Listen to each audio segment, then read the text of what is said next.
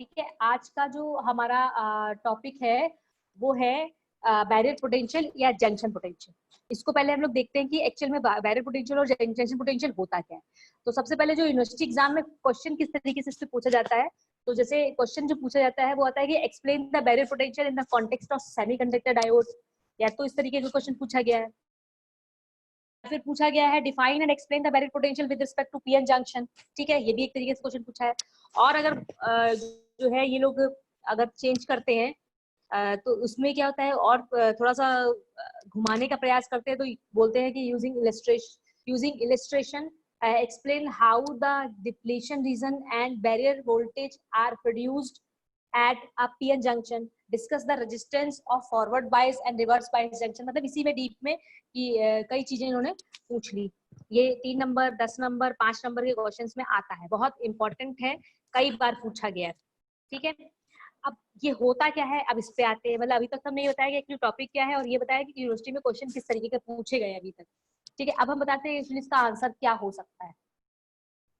तो इसके आंसर में आया कि सबसे पहले तो जो हमारे पॉजिटिव और नेगेटिव इमोबाइल आयंस थे, ठीक है, अपोजिट साइड पे, जंक्शन के अपोजिट साइड पे, भाई देखिए फ्री इलेक्ट्रॉन्स थे वो मूव किए ड्यू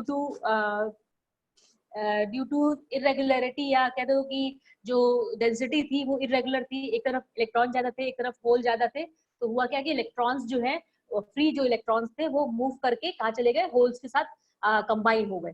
ठीक है, तो वहां पे जितने फ्री इलेक्ट्रॉन्स थे वो तो चले गए, लेकिन उसके साथ साथ उसके आयंस भी गए। और जब फ्री इलेक्ट्रॉन्स पार कर गए तो बीच जो आयंस है वहां पे उन्होंने एक पोटेंशियल, एक दीवार सी क्रिएट कर ली, जंक्शन क्रिएट कर लिया।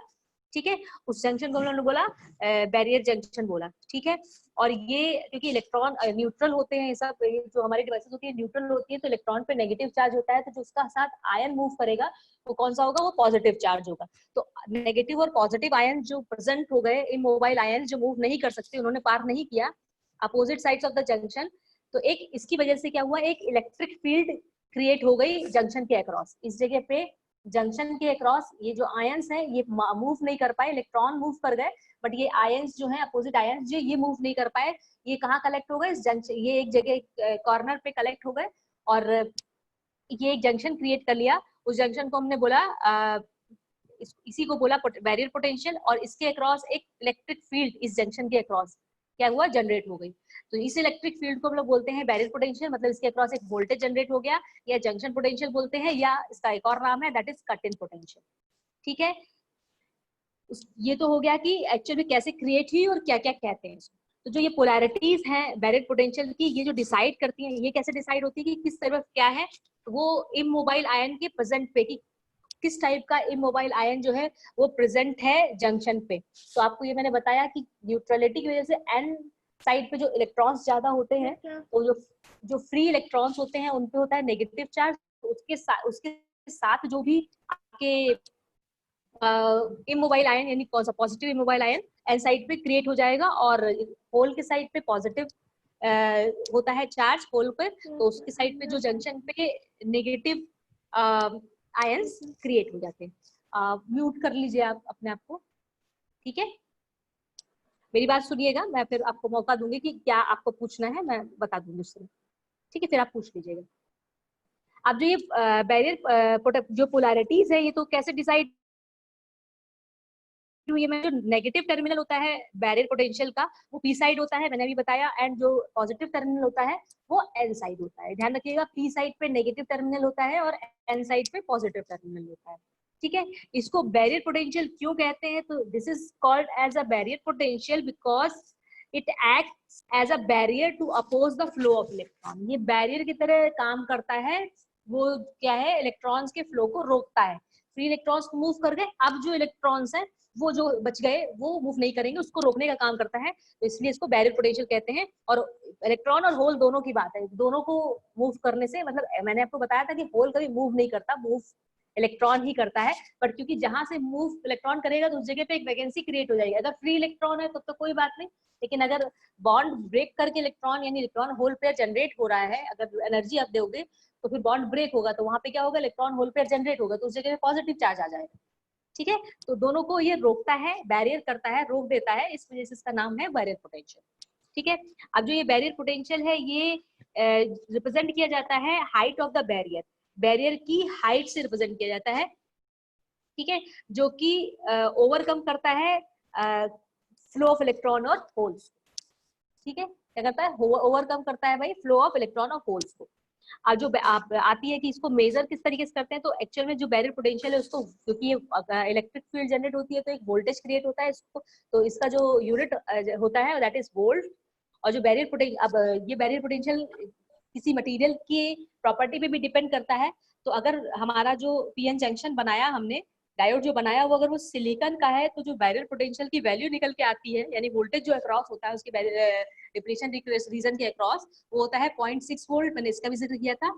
और अगर यही मटेरियल यानी पीएन जंक्शन डायोड जो है आपका अगर जर्मेनियम का बना हुआ है, तो 0.2 से 0.3 वोल्ट जो है इसकी वैल्यू आती है, किसकी आती है, बैरियर पोटेंशियल की आती है। और ये किस टेम्परेचर पे आती है, देखिए टेम्परेचर आउटर फैक्टर्स भी काम करते हैं, तो ये रूम टेम्परेचर मतलब एट 25 डिग्री सेंटीग्रेड पे ये वैल्यूज रहती है, ठीक है। तो इतनी बात मुझे उम्मीद है कि ये चीज आपको समझ में आ गई होगी। अब इस बैरियर, यहाँ तक चीजें कि बैरियर पोटेंशियल होता क्या है, जनरेट कैसे होता है, और सिलिकॉन के केस में कितनी वैल्यू होगी और जर्मेनियम के केस में कितनी वैल्यू होगी, ये मैंने बता दिया। अब आप आगे की बात करते हैं कि इस बैरियर पोटेंशियल का बेनिफिट क्या है, what is the importance of the barrier potential. एक ये भी पूछ सकता है what is the importance of the barrier potential. तो जो बैरियर पोटेंशियल होता है ये बराबर होता है एक बैरियर मतलब वॉल के, जो कि अलाउ नहीं करता, which does not allow the electrons and holes to cross the junction। मतलब ये एक वॉल है खड़ी होगी जहां से आप इलेक्ट्रॉन और होल ट्रांसफर नहीं हो सकते। सो अगर हमें इलेक्ट्रॉन और होल्स को ट्रांसफर करना है तो हमें इसको, उसके लिए हमें क्या करना पड़ेगा, एक्सटर्नल वोल्टेज की सप्लाई प्रोवाइड करनी पड़ेगी एप्रोप्रिएट पोलैरिटी के साथ, ठीक है, ताकि जो है जो ये बैरियर पोटेंशियल है इसके अपोजिशन मतलब इसको ओवरकम करके इलेक्ट्रॉन्स और होल्स जो है क्रॉस कर सके। और जब क्यों कराएंगे हम ये सब, क्यों करा रहे हैं भाई, जो इलेक्ट्रॉन और होल है जब तक अगर इलेक्ट्रॉन अगर क्रॉस नहीं करेगा तो होगा क्या, तो ये होगा कि आपका करंट का कंडक्शन नहीं होगा, और हमें करंट कंडक्शन ही कराना है, तभी हमारा मूवमेंट होगा। हमारा पर्पस क्या है, करंट का कंडक्शन कराना, तभी तो हम लोग ये जो चीजें बना रहे हैं उसका कुछ यूज कर सकेंगे। अच्छा, आपको जो ये मैंने बनाया, जो पीएन जंक्शन हमने बनाया, एक्चुअली क्यों बनाया, पीएन जंक्शन एक्चुअल में किस तरीके से यूज होता है, तो पीएन जंक्शन का जो बेसिक यूज है, सबसे इंपॉर्टेंट जो यूज है वो है एज अ स्विच। जो हम लोग घर पे स्विच यूज करते हैं, तो जो इसका कॉन्सेप्ट है वो डायोड की तरह यूज होता है, मतलब डायोड का जो कॉन्सेप्ट है that is used as a switch. Diode क्या करता है, स्विच की तरह यूज होता है। अब इसी के बाद हम जो नेक्स्ट डिवाइस बनाएंगे दैट इज 3 टर्मिनल डिवाइस, जिसको हम लोग ट्रांजिस्टर की बात करेंगे, तो वो होता है, वो स्विच की तरह भी काम करेगा और स्विच के साथ साथ वो एज अ एम्पलीफायर भी काम करेगा, मतलब सिग्नल की स्ट्रेंथ को बढ़ाने का भी काम करेगा। फिलहाल अभी हम लोग डायोड की बात कर रहे हैं, तो आपको ये पता होना चाहिए जो डायोड हम बना कैसे रहे हैं और एक्चुअली क्यों बना रहे हैं, क्या काम क्या है। तो हमें स्विच की तरह बिहेव कराना है, इसको एज अ स्विच कराना है। मतलब कहाँ पे इसका यूज होगा, जैसे इन्वर्टर पे काम करता है, इन्वर्टर सबके घर में होता है भाई, तो जो इन्वर्टर होता है उसका काम क्या होता है, वो स्विचिंग का काम भी तो करता है। जब तक लाइट आ रही है तब तक जो है वो बैटरी को चार्ज करता है, मतलब ऑफ मोड में रहना, और जैसे ही लाइट चली गई तो उसने बैटरी से कनेक्शन जोड़ दिया है, मतलब टू वे स्विच लगा हुआ है, जिसमें जब लाइट आ रही है तो जो सप्लाई आ रही है उसका कनेक्शन बैटरी से, यानी बैटरी को चार्ज करता है। एंड जैसे ही लाइट की सप्लाई बंद हुई, यानी एसी सप्लाई जो हमारे घर में आ रही है उसकी सप्लाई बंद हुई, तो वो स्विच कर गया दूसरे बी पॉइंट पर, और उसने क्या किया, बैटरी से आउटपुट लेना शुरू किया। अभी बैटरी पे इनपुट दे रहे थे, फिर स्विच करने के बाद बैटरी से आउटपुट का काम करा। तो ये सब काम स्विच लगा के उस तरीके से नहीं, मैनुअली नहीं करेंगे, ऑटोमेटिक कैसे करेंगे। तो ये जो आपके पीएन जंक्शंस होते हैं ये एक्चुअली इस तरीके का काम करते हैं, ठीक है। तो इसलिए सर्किट बनना होता है, वहाँ पे ब्रिजेस बने होते हैं, बहुत सारी चीजें सर्किटरी बनी होती है। जैसे पावर सप्लाई, अगर आपने कभी भी घर पे कुछ भी इक्विपमेंट खोल के देखा होगा या कभी इन्वर्टर देखा होगा, तो वहाँ जब पावर सप्लाई वाला डिवीजन जो होता है वहाँ पे आपका एक रेक्टिफायर ब्रिज लगा होता है। उस रेक्टिफायर को बनाया एक्चुअल में किससे जाता है, डायोड से जाता है। बना किसी से भी सकते हैं, लेकिन एक बेसिक रेक्टिफायर सर्किट अगर आपको बनाना है वो आपका डायोड से बनता है। तो इसलिए अभी आप आगे जब पढ़ोगे तो सेकंड टॉपिक जब डायोड पढ़ लोगे तो उसके बाद क्या पढ़ोगे कि डायोड का एप्लीकेशन कहाँ कहाँ है, ठीक है। तो जो जितनी भी आपकी डिवाइसेस हैं, कोई भी अप्लायंसेस है, उसमें सबसे इंपॉर्टेंट जोन जो होता है वो पावर सप्लाई जोन होता है। देखिए कई जोन में किसी भी सर्किट को, कोई बड़ा सा सर्किट होता है या कोई डिवाइस होती है, उस पर कई सर्किट्स को जोड़ा जाता है। तो जो सबसे ज्यादा इंपॉर्टेंट जो पार्ट होता है किसी भी अप्लायंसेस का वो होता है पावर सप्लाई, क्योंकि अगर हम अप्लायंसेस में पावर सप्लाई नहीं देंगे तो वो किसी काम की नहीं रही, बेकार होगी। उस पावर सप्लाई में हमें किस तरीके से उसको मतलब सप्लाई देनी है, वहां पे इन डायोड्स का बहुत यूज होता है। आप देखते होंगे ब्लैक कलर के छोटे छोटे इक्विपमेंट्स होते हैं ये, ठीक है। अभी मैं आपको इसका एक डायग्राम भी दिखा दूंगी कि डायोड का किस तरीके से दिखता है, ठीक है। उम्मीद है आपको ये चीज समझ में आई होगी,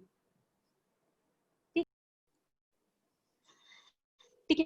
तो हम आपको बता रहे थे कि जो बैरियर पोटेंशियल है वो बॉल की तरह होता है, और ये अलाउ नहीं करता इलेक्ट्रॉन और होल को जंक्शन को क्रॉस करने। तो अगर हमें इलेक्ट्रॉन्स और या होल्स को जंक्शन क्रॉस कराना होता है तो हम लोग क्या करते हैं, उस बैरियर पोटेंशियल के अपोजिशन में उसको उस वोल्टेज, एक्सटर्नल वोल्टेज अप्लाई कर देते हैं, जिसके थ्रू बैरियर पोटेंशियल रिड्यूस होना शुरू करता है। वो डिपेंड करता है कि किस तरीके से हमने अप्लाई किया, रिड्यूस करता है या फिर एक्सटेंड करता है, ठीक है। तो हम लोग अप्लाई करते हैं, तो इससे क्या होता है, जो इलेक्ट्रॉन और होल हैं वो जंक्शन को क्रॉस करना शुरू कर देते हैं। तो ये इंपॉर्टेंस होती है बैरियर पोटेंशियल की। अब बैरियर पोटेंशियल की वैल्यू के कैसे डिसाइड करेगी, मतलब कौन कौन से फैक्टर्स हैं जो ये डिसाइड करेंगे कि बैरियर पोटेंशियल की वैल्यू क्या होगी। तो there are following factors that are decided the values of barrier potential. Barrier potential की वैल्यू को डिसाइड करने के लिए जो है बहुत सारे कुछ फैक्टर्स हैं। जैसे पहला फैक्टर है कि हमने सेमीकंडक्टर का मटेरियल कौन सा यूज किया, जैसे कि अभी हमने आपको बताया कि हमने जो सेमीकंडक्टर बनाया है, या सेमीकंडक्टर जो हमने आपका डायोड बनाया है वो किस मटेरियल का बनाया है। अब हमें ये तो पता है कि वो सेमीकंडक्टर का बना होगा। हमने ये भी बताया था कि सेमीकंडक्टर कई तरीके से होता है, एक तो आपके इंट्रिंसिक सेमीकंडक्टर या कह सकते हो एलिमेंटल सेमीकंडक्टर, जिसके अंदर आपका सिलिकॉन एंड जर्मेनियम आता है, और इसके अलावा एक्सट्रिंसिक सेमीकंडक्टर होता है जो थर्ड ग्रुप और फिफ्थ ग्रुप के एलिमेंट्स को डोप करके बनाया जाता है। तो मटेरियल कौन सा यूज किया है डायोड को बनाने के लिए, एक ये फैक्टर है कि ये बैरियर पोटेंशियल की वैल्यू इससे डिसाइड होती है। इसके बाद दूसरा जो फैक्टर है जो ये डिसाइड करता है कि बैरियर पोटेंशियल की वैल्यू क्या होगी, तो that is a constant intrinsic concentration of SI and G। मतलब दो जो आपने जिस मटेरियल में जो बेस मटेरियल लिया है SI या Ge अगर लिया हुआ है, और उसमें जो उस डोपिंग की से पहले जो SI और G है उसका कॉन्सेंट्रेशन क्या है, ये भी मैटर करता है कि बैरियर पोटेंशियल की वैल्यू क्या है, ठीक है। तीसरा फैक्टर है कि जो P और N साइड पे आपने डोपिंग करी है, यानी जो भी आपने एक्सट्रिंसिक मटेरियल या कह सकते हो कि अनवांटेड मटेरियल आपने डोप किया हुआ है, ठीक है, उसका जो है लेवल क्या है, उसका कॉन्सेंट्रेशन क्या है, ये भी मैटर करता है, क्योंकि इसी के बेसिस पे हम डायोड को अलग अलग कैटेगरी में डिवाइड करते हैं, क्योंकि डायोड का बिहेवियर चेंज होता है। और चौथा फैक्टर है वो है टेम्परेचर। एक्सटर्नल, मैंने आपको अभी बताया कि जो बैरियर पोटेंशियल है अगर सिलिकॉन का बना हुआ है तो एट रूम टेम्परेचर, मतलब एट 25 डिग्री सेंटीग्रेड सिलिकॉन का अगर बैरियर पोटेंशियल आपका डायोड बना हुआ है तो उसकी बैरियर पोटेंशियल की वैल्यू 0.6 वोल्ट होती है। आप इतना याद रखें, इसकी वैल्यू 0.6 वोल्ट से 0.8 वोल्ट तक वेरी करती है अकॉर्डिंग टू द टेम्परेचर जिसपे हमें इसको काम करना है, ठीक है। तो ये जो पूरा डिटेल मैंने आपको बताया that is unbiased PN junction diode, मतलब हमने इसमें कोई भी एक्सटर्नल सप्लाई नहीं दी, ठीक है, एक्सटर्नल सप्लाई हमने प्रोवाइड नहीं करी है, ठीक है। यही चीजें यहाँ पे मेंशन किया गया है। और पोटेंशियल बैरियर को हम लोग किससे डिनोट करते हैं, मैंने आपको ये भी बताया कि जो पोटेंशियल बैरियर है उसको हम लोग वोल्टेज में मेजर करते हैं, और इसको जो है हम एक मतलब हाइट से इसको जो है रिप्रेजेंट करते हैं, ठीक है। ये जो आपको विड्थ दिखाई जा रही है, जहाँ पे ये मेरा कर्सर आपका दिख रहा होगा, ये जो कर्सर है यहाँ पे विड्थ दिख रही होगी, तो ये जो विड्थ है ये हाइट को, ये हाइट है कि लोअर हाइट पे है एक अपर हाइट पे, तो ये कॉन्सेंट्रेशन ऑफ यानी VA का हाइट का डिफरेंस होता है, इससे आपका बैरियर पोटेंशियल शो किया जाता है। कॉन्सेंट्रेशन के हिसाब से होता है कि इधर पे जो है एन साइड पे कॉन्सेंट्रेशन इलेक्ट्रॉन का ज्यादा होता है, P साइड पे कॉन्सेंट्रेशन इलेक्ट्रॉन का कम होता है, तो ये जो डिफरेंस होता है इसको हाइट से डिनोट करते हैं, और यही जो है हमें बैरियर पोटेंशियल को शो करने में या रिप्रेजेंट करने में हेल्प करता है, ठीक है। ओके, आगे बढ़े। तो आगे की बात कर रहे हैं, तो अभी तक हम जो पढ़ रहे थे that is unbiased barrier unbiased semiconductor, जिसमें ड्यू टू द डिप्लेशन या due to the diffusion level आपका जो है जो भी करंट का कंडक्शन हो रहा है इसको बोलते हैं डिफ्यूजन करंट, मतलब जो भी कॉन्सेंट्रेशन की वजह से जो मूव फ्री इलेक्ट्रॉन्स जो है वो एक डिवीजन से यानी एन साइड से पी साइड पे मूव कर रहे हैं, उसकी वजह से जो करंट कंडक्शन हो रहा है इसको बोल रहे हैं हम डिफ्यूजन करंट। ठीक है, अभी हमने कोई भी एक्सटर्नल सप्लाई अप्लाई नहीं करी है। एक चीज ध्यान रखना, जिस डायरेक्शन में आपका इलेक्ट्रॉन मूव करता है उसके जस्ट रिवर्स डायरेक्शन में आपका करंट का फ्लो कंडक्शन होता है। ठीक है, अब इसमें है कि अगर आप डिप्लीशन रीजन की पार्टीशन की बात करें, डिप्लीशन रीजन के पार्टीशन की बात करें, तो जो पार्टीशन है वो पी साइड और एन साइड पे डिपेंड करता है कि पी साइड पे जो डोपिंग है वो किस तरीके से हो रही है और एन साइड पे जो डोपिंग है वो उसका लेवल क्या है, ये पार्टीशन पे डिपेंड करता है। अगर पी साइड और एन साइड दोनों इक्वली डोप्ड है, ठीक है, ये भाई एरो बनाना बंद करो, जो पी साइड और एन साइड इक्वली डोप्ड है तो दोनों तरफ जो बैरियर पोटेंशियल का साइज होगा वो जो है सेम होगा, इक्वल होगा, अगर दोनों में डोपिंग कॉन्सेंट्रेशन सेम यूज कर रखा है।